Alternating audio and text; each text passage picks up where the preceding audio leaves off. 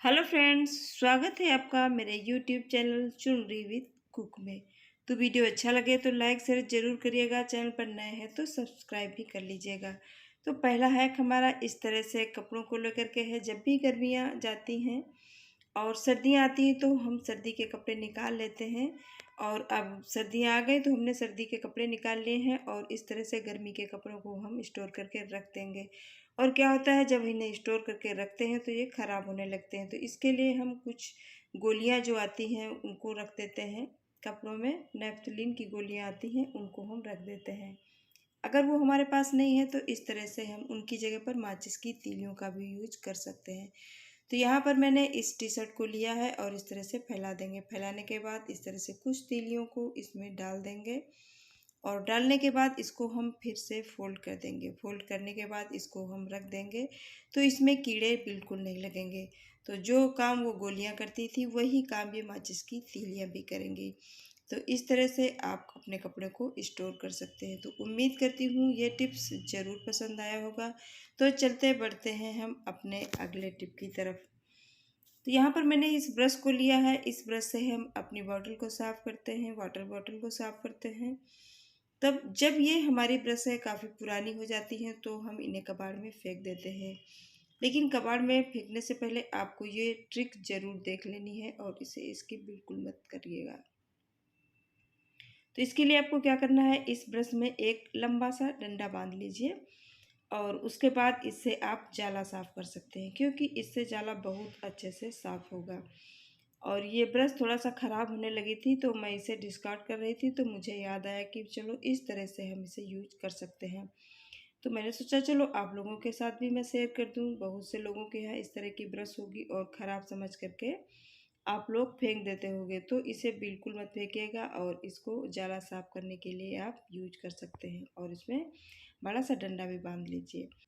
तो चलिए बढ़ते हैं हम अपने अगले हैक की तरफ। तो यहाँ पर कुछ ग्लास ऐसे होते हैं जिनका मोहरा सकरा होता है और हमारा हाथ आसानी से उनके अंदर नहीं जाता है। और कभी कभार क्या होता है, हम लोग इसमें दूध पी लेते हैं और दूध की मलाई इसमें चिपक जाती है या चीनी चिपक जाती है नीचे, और हमारा हाथ अंदर न जाने की वजह से वे ग्लास साफ नहीं होते हैं। तो इसके लिए एक बहुत बढ़िया ट्रिक है जो मैं आप लोगों के साथ शेयर करना चाहती हूँ। तो यहाँ पर हमने फोर्क ले लिया है और कोई ले लेंगे स्क्रबर, जैसा भी हो वो ले लीजिए। और इसके अंदर इसको फोर्क को डालना नहीं है, बस हल्का सा सपोर्ट दे दीजिए इसको। अब इस तरह से फोल्ड करने के बाद हम ग्लास के अंदर डालेंगे और इस तरह से हम चारों तरफ घुमा देंगे।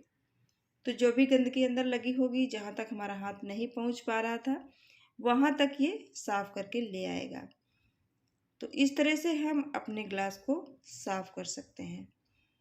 तो उम्मीद करती हूँ ये ट्रिक ज़रूर पसंद आई होगी और एक एक बार इस ट्रिक को आजमा करके ज़रूर देखिएगा। बहुत ही कारगर ट्रिक है। कहने की तो छोटी है लेकिन काम बहुत बड़ा करती है।